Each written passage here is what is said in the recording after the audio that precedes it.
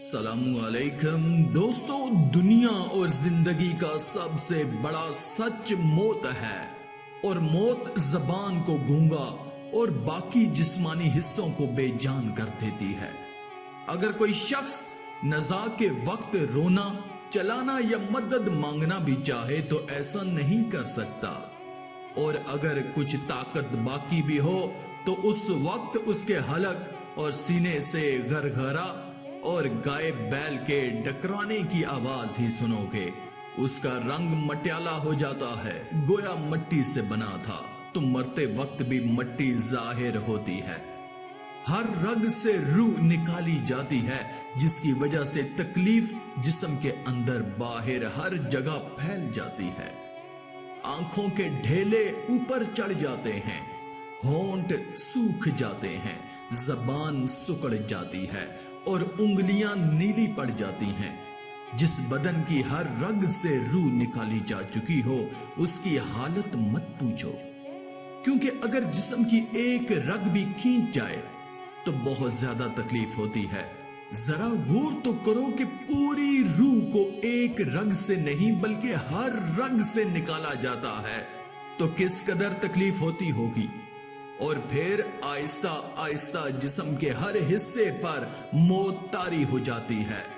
पहले कदम ठंडे पड़ते हैं, फिर पिंडलियां, फिर रानें ठंडी पड़ जाती हैं, और यूं जिस्म के हर हिस्से को सख्ती के बाद फिर सख्ती और तकलीफ के बाद फिर तकलीफ का सामना करना पड़ता है, यहां तक कि रूह हलक तक खींच ली जाती है। यही वो वक्त होता है जब मरने वाले की उम्मीदें दुनिया और दुनिया वालों से खत्म हो जाती हैं, जबकि तौबा का दरवाजा कुछ ही देर पहले बंद हो जाता है, और फिर हसरत और नदामत उसे चारों तरफ से घेर लेती है।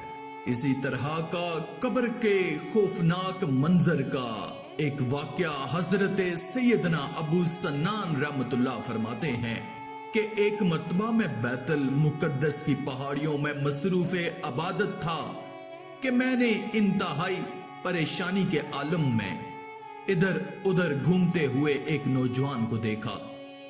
गमख्वारी की नीयत से मैं उस नौजवान के पास आया और सलाम के बाद उससे परेशानी का सबब पूछा, तो उसने बताया कि मेरा भाई कब्र में बहुत बड़ी मुसीबत का शिकार है।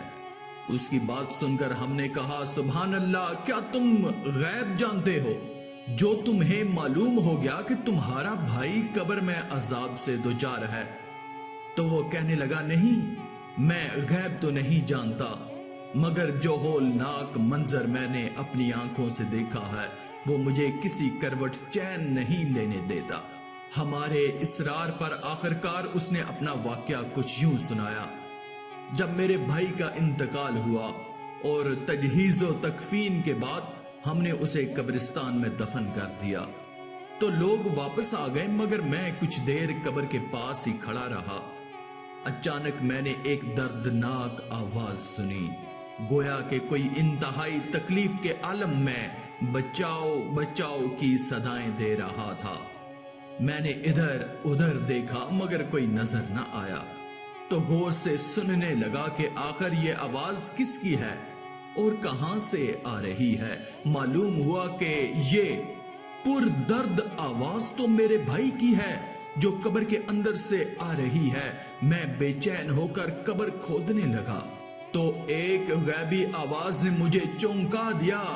कोई कहने वाला कह रहा था, ऐ अल्लाह के बंदे, कब्र मत खोद, यह अल्लाह के राजों में से एक राज है, इसे पोशीदा ही रहने दे। आवाज सुनकर मैं डर गया और कब्र खोदने से बाज आ गया। जब वहां से उठकर जाने लगा तो मैंने फिर अपने भाई की दर्दनाक आवाज सुनी जो बड़े कर्ब से बचाओ बचाओ पुकार रहा था। मुझे अपने भाई पर तरस आने लगा और मैंने दोबारा कब्र खोदना शुरू कर दी।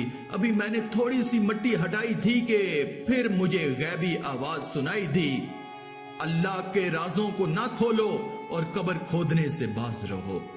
गैबी आवाज सुनकर मैंने दोबारा कब्र खोदना बंद कर दी और वहां से जाने लगा।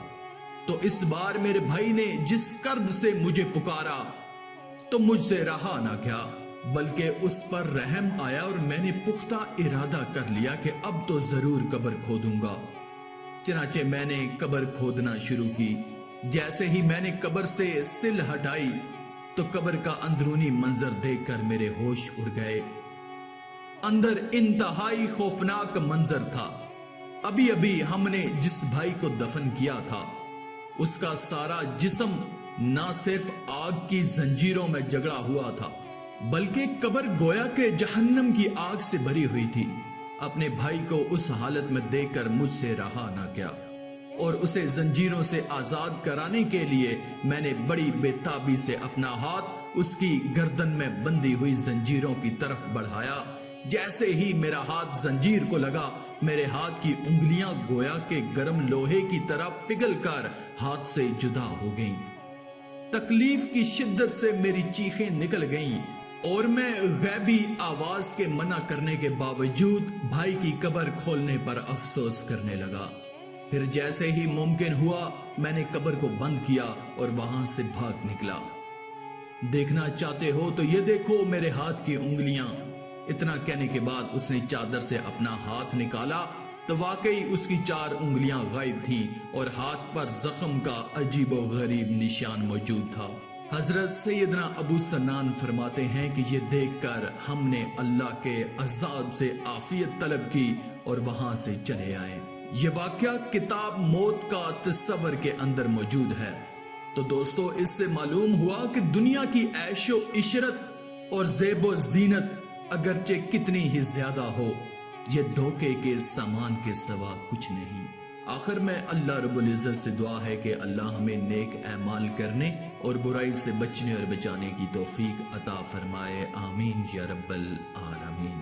आज की इस वीडियो में था बस इतना ही। मजीद इस्लामी वीडियोस हासिल करने के लिए अल्लाह की कुदरत चैनल को सब्सक्राइब कर दें और साथ में मौजूद बेल के आइकन को दबाकर ऑल पर क्लिक कर दें। शुक्रिया।